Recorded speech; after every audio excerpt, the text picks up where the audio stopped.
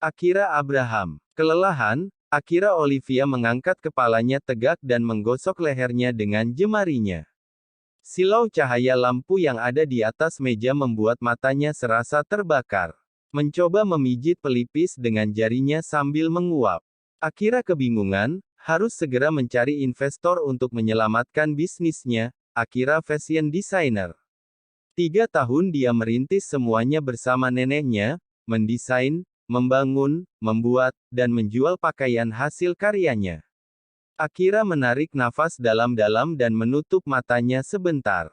Tidak mungkin, aku tidak boleh menyerah. Akira harus memangkas biaya produksi sebanyak mungkin, tapi pakaian tersebut harus tetap dibuat. Karyawan akan tetap bekerja, dan dia harus menemukan cara untuk menangani masalah finansial ini.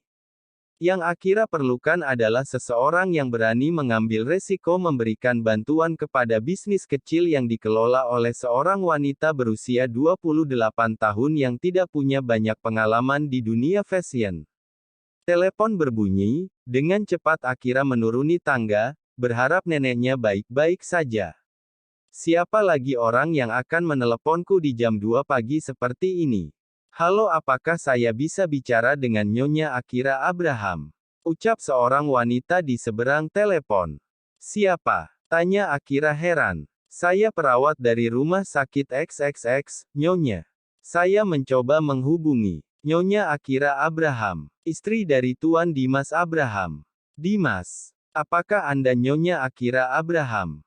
Aku rasa iya. Tentu saja iya, Lia, imbuhnya, merasa sedikit malu. Tuan Dimas sekarang berada di rumah sakit XXX, kami belum menentukan diagnosanya, tapi Tuan Dimas sungguh sakit. Dia meminta kami menghubungi Anda Nyonya. Terkejut terdengar dari suara Akira, aku. Iya Nyonya. Dia mencari aku. Tanya Akira sekali lagi dengan raut wajah penuh tanda tanya. Nada suara perawat terdengar kesal. Jika Anda ingin melihat suami Anda, Nyonya Abraham, dia ada di unit ruang perawatan intensif. Dia sepenuhnya sadar tidak terluka ataupun dioperasi. Dia dapat dikunjungi kapanpun. Anda harus mengetahui bahwa kondisinya lumayan serius. Akira mendengarkan dengan baik penjelasan dari perawat itu, lalu menutup telepon. Dimas ada di kota ini, di rumah sakit, dan mencari aku. Setelah 3 tahun dia membisu, sekarang dia mencariku. Dimas pasti sangat sakit. Akira berdiri di depan ruang ICU mendengar penjelasan Dr. Jerry, mencoba memahami apa yang dijelaskan oleh laki-laki botak di hadapannya tentang bagaimana kondisi Dimas saat ini.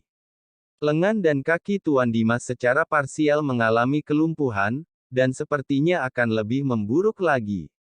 Ada jaringan yang rusak di tulang belakang dan ototnya. Meskipun begitu saya belum bisa memastikan, tapi saya yakin dia mengalami Guillain-Barré syndrome.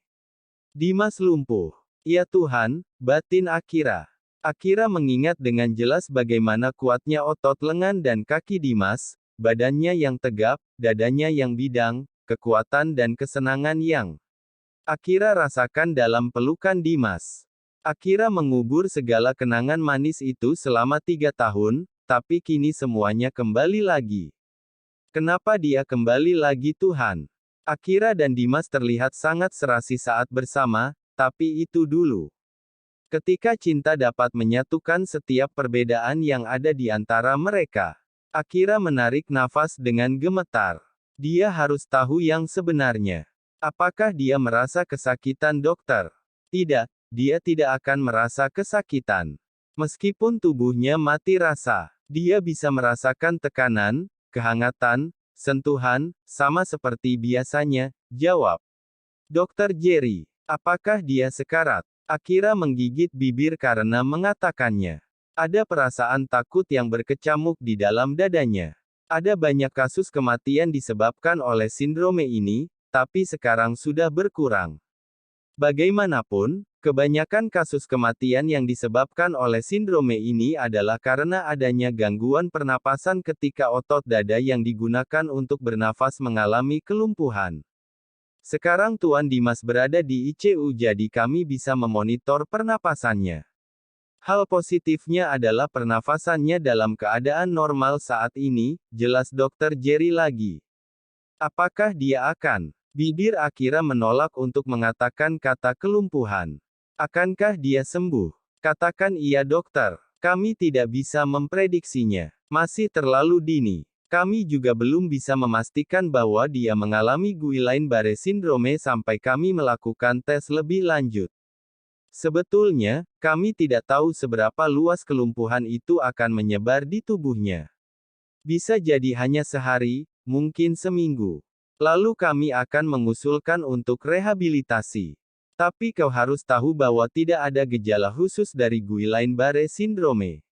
Beberapa pasien hanya mengalami lumpuh yang tidak terlalu parah, beberapa yang lain mengalami kelumpuhan yang cukup serius. Ada pasien yang bisa sembuh 100%, tapi kebanyakan mengalami kelumpuhan permanen, Nyonya Abraham. Nona Akira, Akira Olivia, ucap Akira membenarkan namanya dengan keadaan linglung, dan berpikir mengapa dengan cepat ia menyadari dokter menyebut namanya dengan salah. Dimas sekarang lumpuh. Mungkin saja sekarat. Dan mencari diriku. Kenapa? Sejak aku meninggalkan Dimas 3 tahun yang lalu, Dimas tidak pernah menghubungiku. Lalu kenapa sekarang? Mungkin Dimas menyadari bahwa pernikahan mereka tidak berjalan dengan baik. Hidup di kalangan menengah atas sebagai istri dari seorang pebisnis kaya yang terkenal. Akira tidak pernah merasa nyaman, hidup dalam aturan yang melemahkan semangatnya. Tapi sekarang Dimas sangat sakit. Dan mencari dirinya, Akira tidak mungkin akan membiarkannya melewati ini sendirian. Jika Dimas memang membutuhkan aku sampai Sofia kakaknya dan teman-temannya datang, maka biarlah. Beberapa detik Akira berpikir, apakah Dimas akan melakukan hal yang sama jika berada di posisiku saat ini? Bisakah saya melihatnya dokter? Apakah dia bisa berbicara? Tanya Akira. Anda boleh menemuinya Nona Akira. Dia terjaga, dan sejauh ini, kemampuan bicaranya tidak terganggu sama sekali. Sejauh ini, demi kebaikan Tuan Dimas, saya menyarankan Anda untuk sabar. Jadilah diri Anda sendiri. Jangan perlakukan dia seperti orang yang cacat. Kesembuhannya tergantung pada emosinya, saran dokter. Dokter Jerry lalu membuka pintu ruang ICU. Tinggallah selama mungkin yang Anda mau.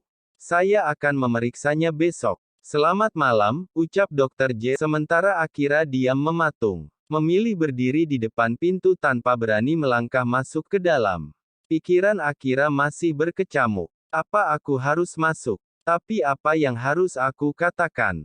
Akira kemudian berjalan mondar-mandir di depan ruang ICU.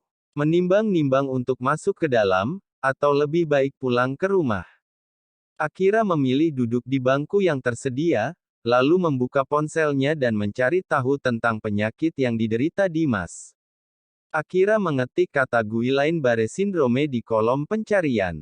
Dahi Akira mengkerut, sorot matanya fokus membaca setiap isi artikel tentang sindrome itu. Ya Tuhan, kasihan sekali kau Dimas. Semoga kau tidak mengalami sindrome ini, ucap Akira. Akira kemudian memasukkan ponsel ke dalam tas kecil yang ia bawa. Berdiri di depan pintu ruang ICU, merapikan rambut dan pakaiannya yang terlihat kusut lalu masuk.